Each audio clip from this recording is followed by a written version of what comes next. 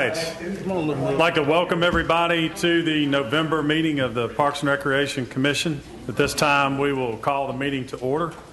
As always, we will start our meeting with a prayer and pledge of allegiance, and Dr. Gloria Bonner has agreed to lead us in that. Gloria? Thank you. Thank you. May we bow, please? Heavenly Father, thank you for this wonderful day, and thank you for this great community and the opportunity to serve. We ask a special blessing for the men and women in the military and their families. Thank you for this meeting, and we ask that you bless it so that we may make the appropriate decisions to benefit everyone. These and other blessings we ask in your Son, Jesus' name. Amen. Amen. Stand for the pledge. I pledge allegiance to the flag of the United States of America and to the republic for which it stands, one nation, under God, indivisible, with liberty and justice for all. Thank you, Gloria.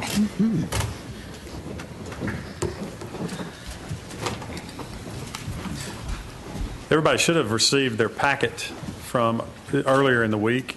Contained in the packet were the minutes from our October 14th meeting. At this time, we'll entertain any changes or corrections for the minutes, and if there are none, a motion for approval.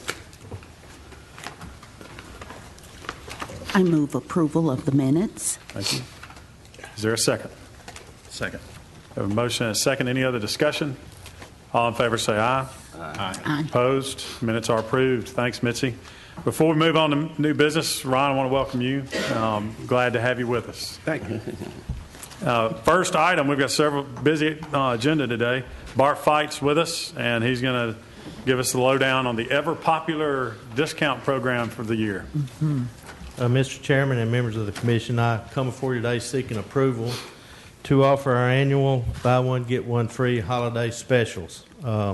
This is one of the most popular events or sales we have all year long, and people start asking about this probably around midsummer. So we've had a lot of questions about it, if we're going to offer it again. So what we'll do, we'll offer the buy one, get one free in December. It's on the monthly or yearly passes, and we're proposing to start it on Monday, December the 7th, and close it out on December the 31st. And that's on the monthly and yearly passes. If someone happens to miss that deal, we have another deal going off in January in 2016 for the 25% off on all our yearly and monthly passes also. So we feel like this is a great service to our community, help getting customers in. Hopefully they'll keep coming in, renewing their passes, which a lot of them have done in the past. So with that, I'm seeking your approval for that, and hopefully we'll bring in some new customers and people this year. All right. Any questions for Bart regarding this annual program? If there are none, we need a motion for approval.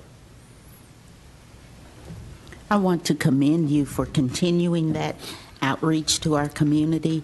It's a great way to give Christmas gifts for our families. So thank you, and I make a motion for approval. Thanks, Gloria. Is there a second? Second. All right, we have a motion and a second. Any discussion? All in favor say aye. Aye. Opposed? It is approved. Bart?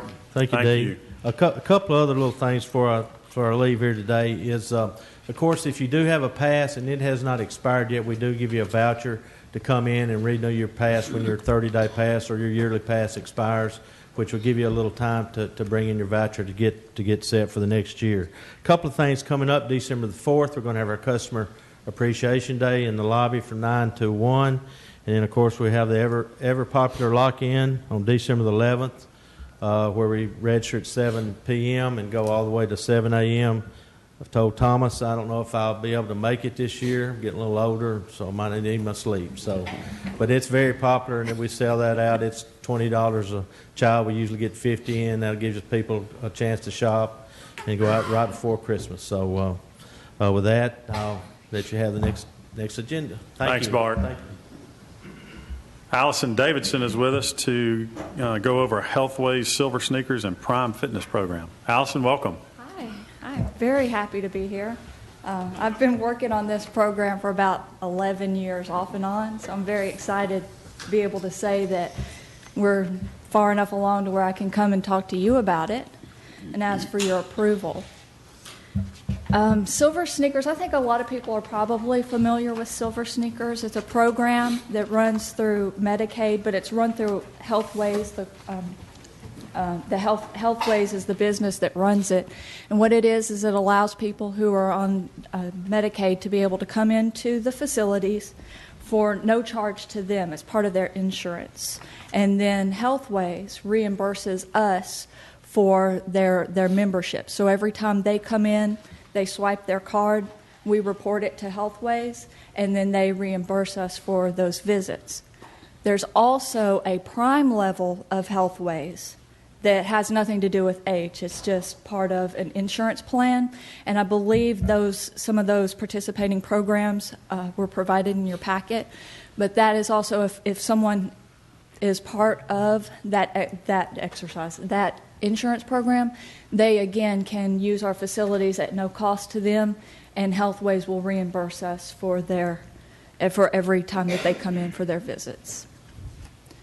So we're very happy to be able to be in the position where we can run that program through our facilities, both at Sportscom and Patterson, and we'd really like your approval to go ahead and finish this contract up so we can get started on it. All right. Any questions for Allison regarding the program? Mr. Chairman, if I could, we've got a couple of guests in the audience. We've been working with the St. Clair Senior Center, and Connie Rigsby, who is the director, Connie, is here, and her nurse, Laura Grissom, who is also here. And we were doing this as a city package so that we could offer it at Sportscom, Patterson, and at St. Clair Senior Center. So far, Healthways has approved Sportscom and has added Patterson, but we haven't gotten St. Clair yet. We're going to still pursue that, but we're bringing Connie in as a partner in our Silver Sneakers program. We want to get more involved with seniors across the board. Of course, we have a lot of seniors at Sportscom. We have a lot of seniors at Patterson.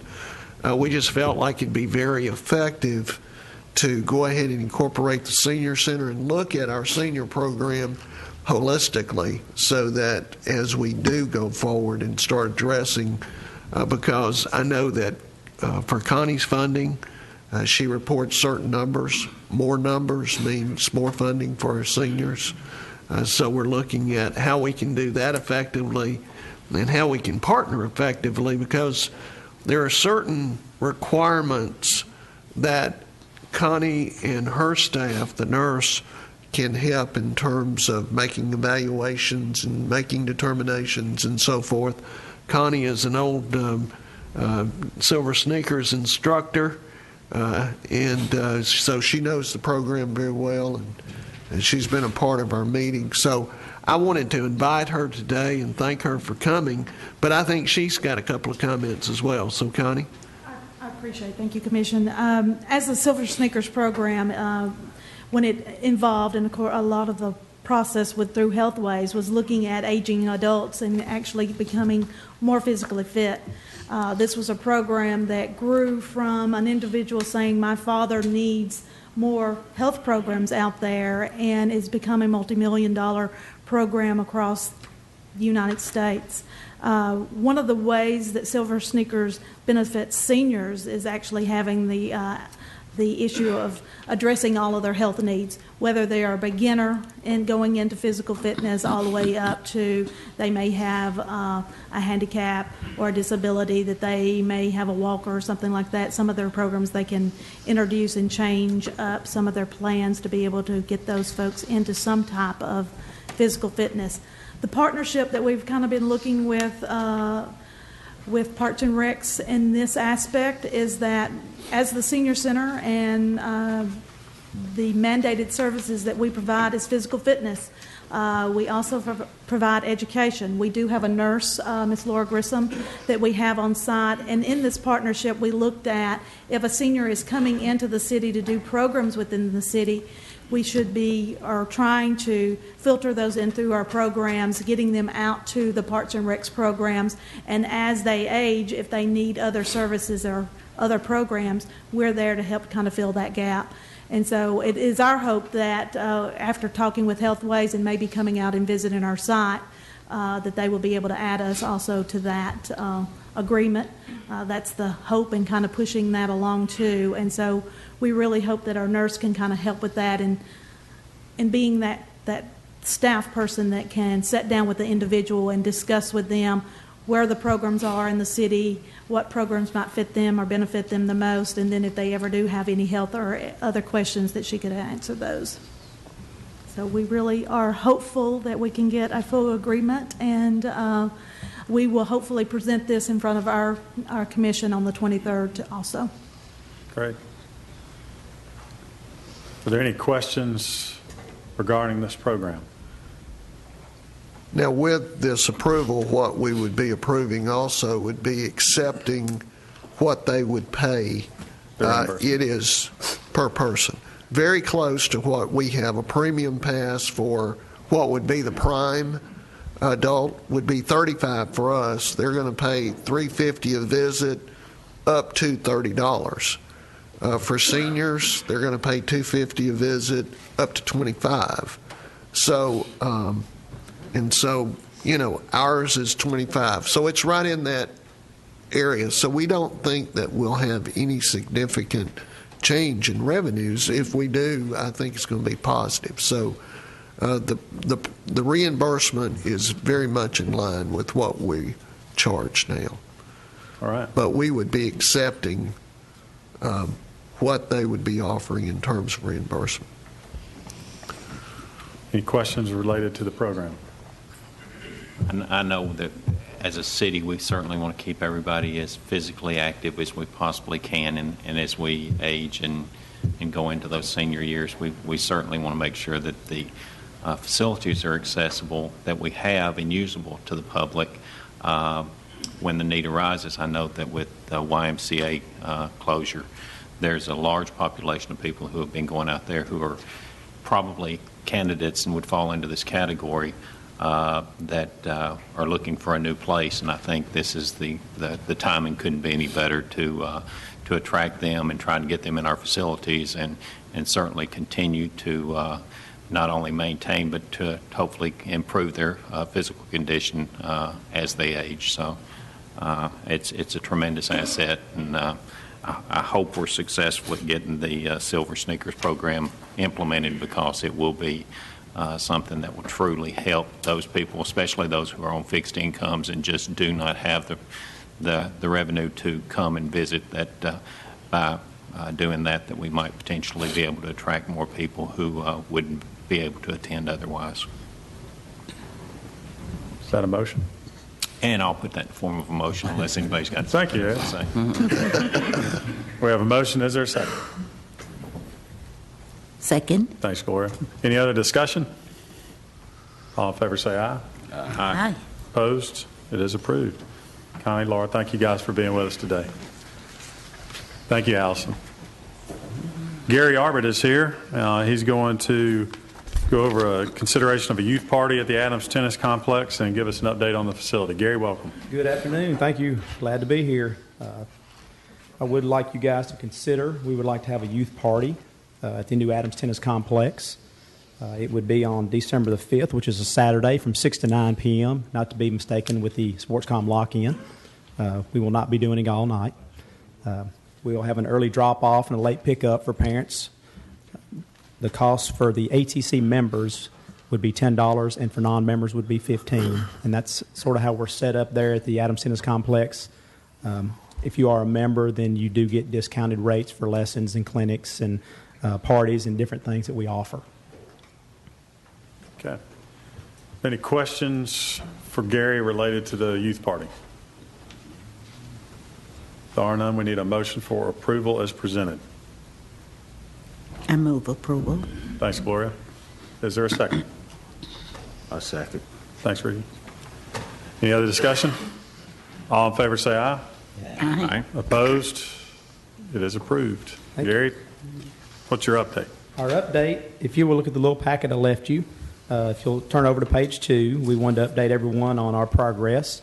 We are currently at 256 memberships sold, which greatly exceeded our original projections. And we also, to add to that, if you add the actual memberships sold, if you add the actual people, it's probably 500 or 600 members, individual members that are utilizing the new tennis complex.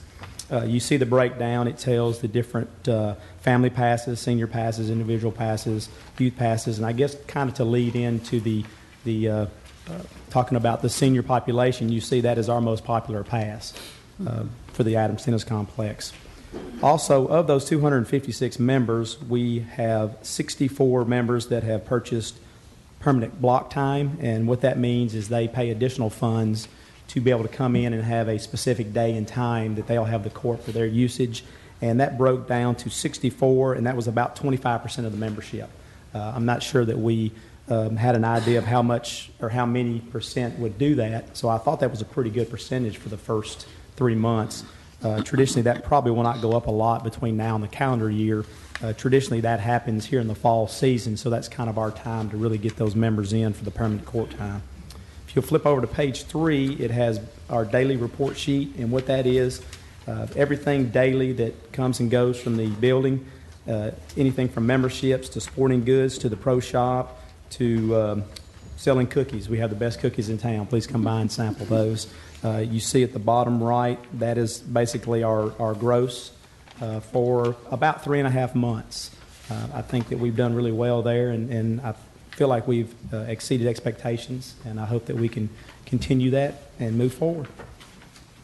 Be glad to answer any questions if you have any questions about the daily sheet, if you have any specific things you'd like me to go over.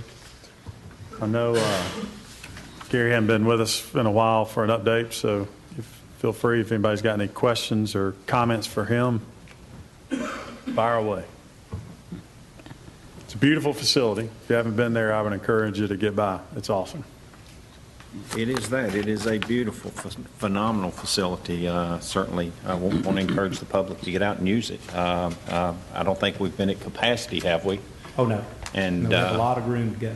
So there is time available, and we encourage people to get out and use the facility and take advantage of what it is we have to offer. Mr. Smotherman, we've seen a couple of times where we've reached capacity, and then there's certain times during the day where you can't get a court, but there's still plenty of opportunity for people to come out and play. We did have a Southern, university. It was a Southern Regional college tournament that was indoors. It was pretty impressive to see. I mean, the mezzanine was filled to almost capacity. Every court was being played on, but it handled it very well. So I think that speaks to the design, the number of courts that we chose. I know we talked about 4, 6, or 8, and we landed on 8. So I think that was a good choice by this commission and by the council to go ahead and plan for the future, because I know that in the mornings is real popular with the senior women, and there's a couple of days a week that they come out and play, and they occupy all the courts. In the evenings, there are certain days during the evening you just can't get a court. If you're not out there by 5 o'clock, they're full. So we're picking up popularity. Like Gary said, we had set a goal of selling 100 memberships in the first year. We're over 250, and now Gary's setting his goal to 300. So revenue-wise, first 3 months we're about to meet our revenue goals that we had set in our budget. So we feel really good about the progress we've made. And Eddie and I were talking before the meeting started. I mean, we're really just getting into the time of year where all the leagues are going to start going indoors, because tennis is an outdoor sport primarily. So through the late fall into spring, I think we'll see the utilization, particularly by those large leagues, jump dramatically. And I think as we hire our head pro and as we get into our bigger junior team tennis and clinics and academies and that type thing, it's just going to be even more. Yeah. I agree. Lanny, I think you told us when we were the heaviest traveled, if there was some young lady who might be watching right now and her and her friend wanted to go play tennis, when would be the best time that you would say for them to go and possibly get a court? When would be your lightest time for a person who just wanted Right to go now, play? it looks like Wednesdays and Friday nights are the two nights that are most open. Okay. And of course, MTSU started practicing. Yeah. So, and that's what we went into. We went into the joint partnership with the university, and of course, they're proud to have a home, and they're starting to bring out recruits, and it's impressive to folks. So we look for big things at MTSU tennis as well. We've had several of the schools in the county that their teams are they've joined and they're going to utilize it, and so I think it's just going to get busier. Gary will have his hands full. Gary, thanks for being here. Thanks so much. Good update. Thomas Laird is here with us today. He's got 3 items. It's a cardiac arrest policy, an athletic field cancellation policy, and a cricket league through MTSU. Thomas, I'll let you cover all 3, and we'll do them all in one motion. Well, thank you for having me, members of the commission. In April of this year, the state of Tennessee passed the Sudden Cardiac Arrest Act, very similar to the concussion policy that we dealt with a few years ago. There's 3 components to this act. It requires that schools, competitive recreational programs, any athletic program affiliated with a school or associated with a fee needed to adhere to this policy, and requires that these organizations develop a policy with 3 main components. The first component would be to educate administrators, coaches, parents, and athletes of the signs and symptoms of sudden cardiac arrest. The second portion would be to remove any athlete demonstrating signs or symptoms of cardiac arrest from play. And the third and final component would be that they see a professional healthcare professional or a doctor before they're readmitted to the league or able to practice or play. Working with Kelly Baker, and I've got to give props to Kelly for developing this policy for us. She did it in a relatively short amount of time from the time that we received the information till now. But we have adhered to everything that the law requires. The final piece is for you, the commission, to approve the policy that Ms. Baker has developed. And then our staff will begin implementing this. While it doesn't take effect till January 1, we've got basketball coaches meeting scheduled for December 3rd. We've already built that into our agenda to go ahead and cover that, along with concussion training and youth engagement. Okay. Just go to the next one. We'll do it. The next one is a consideration of an athletic field cancellation policy. As you know, we have more and more folks using our fields and our athletic fields. The city has invested a significant amount of money, both in staff and in maintenance, to maintain our athletic fields and keep them in top conditions. We want to make sure that we maintain good customer service, so we've developed a policy regardless of who is on staff or whether we have turnover. We have a concrete policy in place that tells you exactly how we determine cancellations, how that information is distributed to the public, and how we're going to monitor those fields to ensure that they do remain closed and they're not used by just the general public. So the policy is in front of you. We work closely with our turf grass manager, who determined how, not only that they would make the determination of how whether the fields were closed or not, but also it is specific in whether we'll check weather, what factors will determine field cancellations, and he's in the process of training all of the maintenance staff that's associated with athletic fields to ensure that those calls are made correctly. And then we've assembled our athletic staff and made them completely aware of this new policy so that we can get the information out to the leagues and the users in a timely manner. And then finally, probably the most important piece, by implementing this policy, it allows us to keep staff on board when athletic fields are closed so that they can monitor and supervise the parks to ensure that they do remain closed and the general public doesn't go and use the fields after they've been determined to be too wet. All right, one more. Go over that and then we'll discuss and the that. last one is... Before we move off of that one, I just wanted you to see the sequence. The turf manager, since we've hired that position, Mr. Lamb, he's setting kind of a standard, so to speak, for where we are. He knows which fields have certain maintenance that's been conducted on, which ones are more sensitive to get on, etc. So he'll be making that primary call. He will call the athletics division.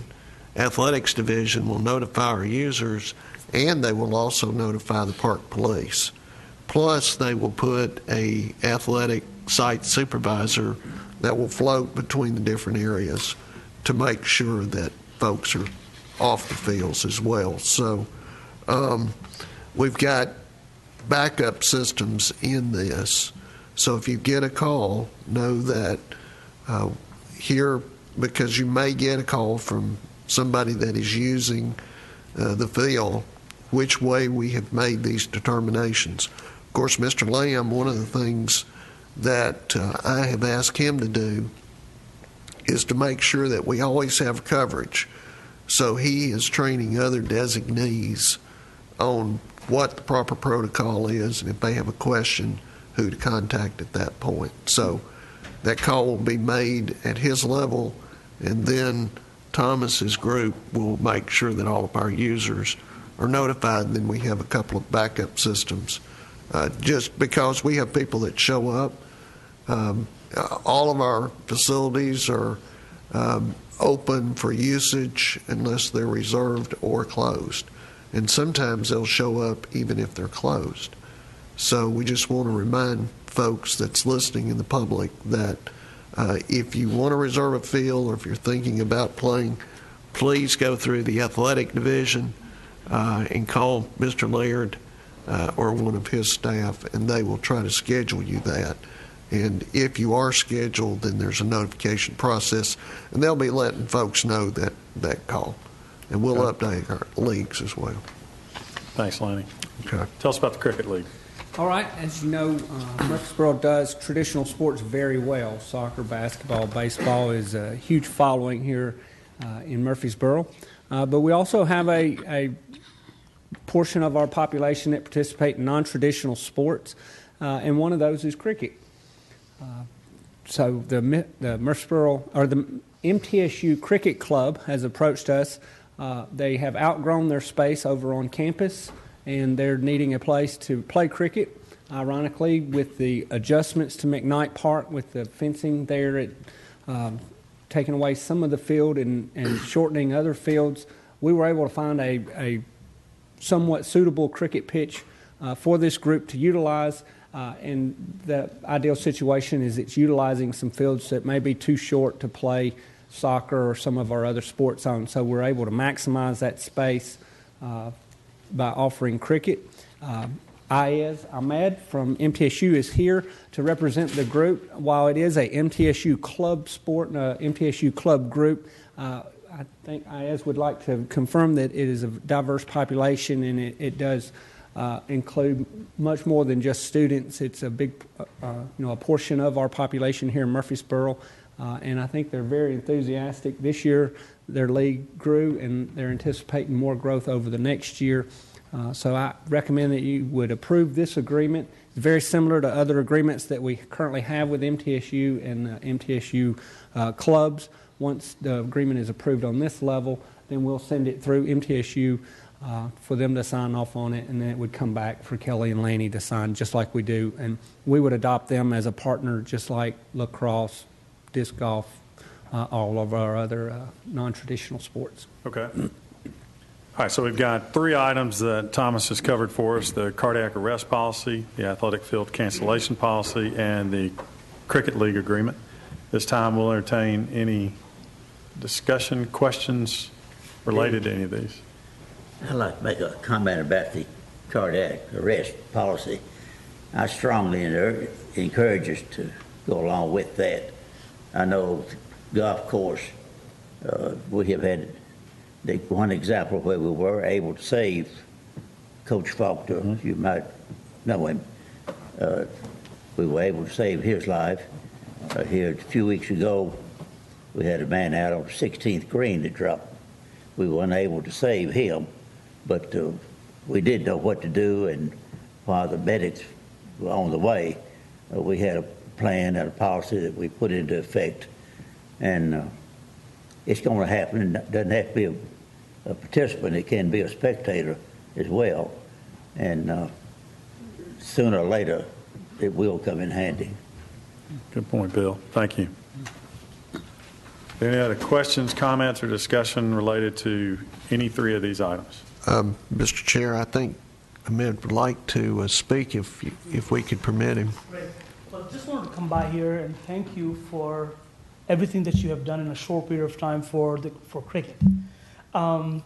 We were kind of running out of luck in terms of space at MTSU. I approached Thomas. Within 2 months' time, he was able to give us one of the best facilities anywhere in the Southeast, and I really sincerely mean that. So I just wanted to take this opportunity to say you have an amazing staff. They were amazing in customer service, and we're just grateful to be a part of this league. And hopefully, we will have 9 teams starting in March of next year, and we are planning on doing interstate university cricket tournament, hopefully with the facility that we have here, of the caliber, possibly bring teams from Alabama, Kentucky, Georgia, surrounding states to come into Murfreesboro and play cricket on a weekend or an extended weekend basis. So again, just thank you so much for the opportunity to work with great people like Thomas and his staff, and great to be a part of this this community. Thank you very much. Thanks for being here, and thank you for your kind words. I'm going to follow up on what Bill was talking about, because I know that we've put an emphasis on concussions and tried to reduce the number of head injuries and stuff in football and some of the soccer and some of the other sports that we look at, and tried to make coaches aware of the importance of the safety of the players. We've put a focus on dehydration and making sure that we keep players hydrated and stuff during the particular parts of the season, that it's really important to make sure that the fluids are kept at a high level that we can. And I think this is just an extension of that, because to continue to watch for the players' safety and well-being is probably one of the greatest responsibilities the coaches have.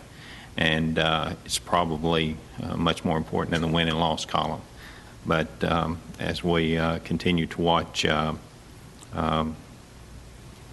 players and participants when they do have physical conditions that cause them to need medical attention, the sooner we can get it there, the better. And certainly the increased awareness and anything that we can possibly do, and I'm sure there's probably other conditions that we need to be watching for as well.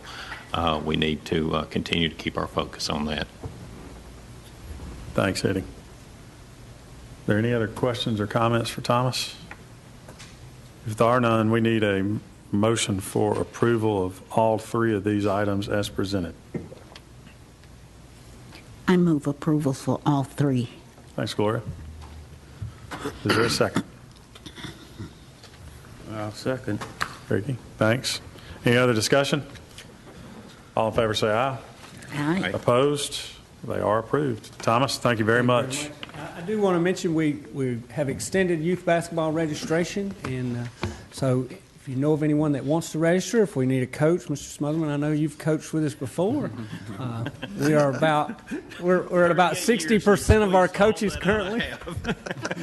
So, but if you know of anyone that wants to register for basketball, the cost is $50, and we offer basketball for ages 5 to 17. So we'll take those registrations over the next few weeks, and then we look forward to a good season. We want to thank Dr. Gilbert for working with us and offering the schools and allowing us to use those throughout the winter. Okay. Thank you. Thanks, Thomas. Lanny is going to give us an update on the Greenway project. Lanny? Yes, Mr. Chair, members of the commission, I wanted to update you on where we are on phase 4 of the Greenway extension, which will take us basically from the World Outreach area right at the end of phase 3 all the way to Barfield Crescent Park. I know we had talked at one time about having 2 different phases, phase A and phase B. We're going to combine those, and so we'll just have one phase 4. Those construction drawings are at TDOT in review right now. We're waiting on 2 permits, one from the Corps of Engineers and one from TDEC. And we think we'll get those within the next probably 45 days or so. All the land acquisition has been taken care of. So we're waiting for state action to say that they give us certification approval to go ahead and bid. We're hoping that bids can be in January and February. We can award somewhere near the end of February, start construction in March. Of course, we're looking at about an 8-month completion, so that would put us right near the end of the calendar year for completion. But that project is moving, and hopefully first of next year will be under construction. The other project we've been working with the Corps of Engineers on is the North Murfreesboro Greenway. Of course, that starts at Walter Hill Park and works its way east, I guess you would say, along the east, or excuse me, west along the East Fork of the Stones River. We've been working on this for several years. We're at the point now where we have a completed plan set. The Corps, who is handling all of the construction because really 90% of this is on Corps property, they have hired a contractor. The contractor is ready to go. He's trying to get his permits. We talked about maybe having a groundbreaking near the end of November, just a small little something out there. Construction for it will take about 8 months, and we think that as soon as we get the permits and everything, the contractor is ready to go. This phase will put a new trailhead right off of Central Valley Road, thank you. And so with the first phase, with the money that we have, we'll be able to run a trail from Walter Hill to the trailhead at Central Valley Road. And I know that the Corps is looking at possibly seeing if they can find any additional funds.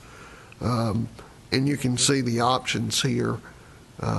So we're working with the Corps to see where we can go beyond that point. But I just wanted you to know that that portion of the Greenway also is moving, and we should have one section on the south, which would be Phase 4, about 3.5 miles, started in the spring. And we'll have a section in the north, which will be approximately 1 mile, started in the spring as well. So by the end of next year, we should have an additional 4.5 miles to our trail system. Wow, that's awesome. The trail system that goes beyond the green or the trailhead, will it just turn around and come back, or how would that end? If we do extend beyond the trailhead, we would go up. Basically, there'd be a turnaround area at that point, and then they'd just come back. And let me add, that would be with the pedestrian piece. The equestrian would continue. The trails wouldn't be under our management, but there are current equestrian trails that extend all the way, that Twin Forks Trail, to that convergence and then back upstream towards Denice's Mill area. So the equestrians would continue and have the same access that they currently have on trail under Corps management. But our participation in that would have a designated sign to let you know who's, that property and management change. Okay. And again, from a safety standpoint, that's significantly going to improve accessibility to any mishap that might take place on the equestrian trail. It's just going to allow us to get there much quicker and much more efficiently, I think. So. Exactly. Yes, sir.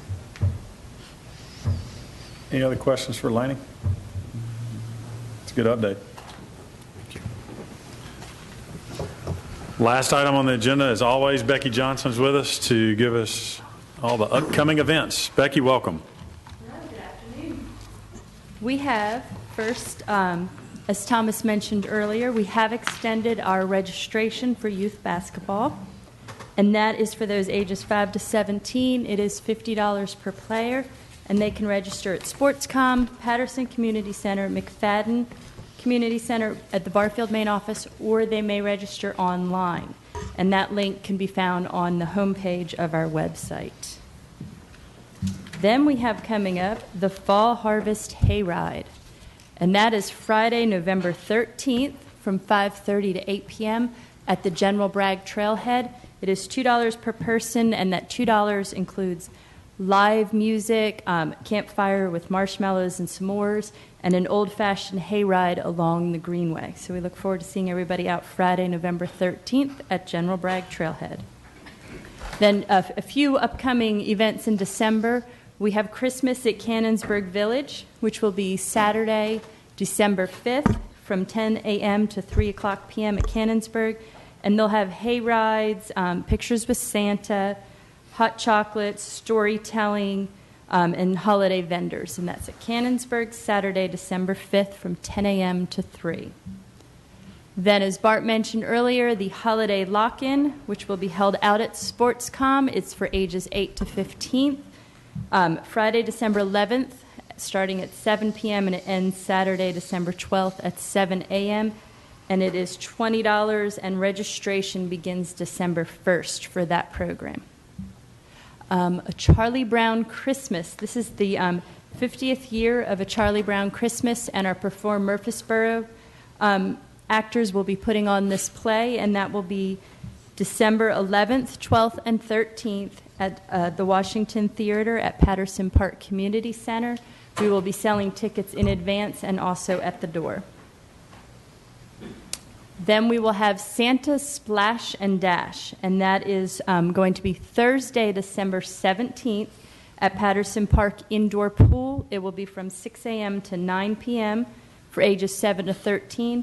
It is $5 for those who pre-register, $7 the day of, and that is at Patterson Park on December 17th.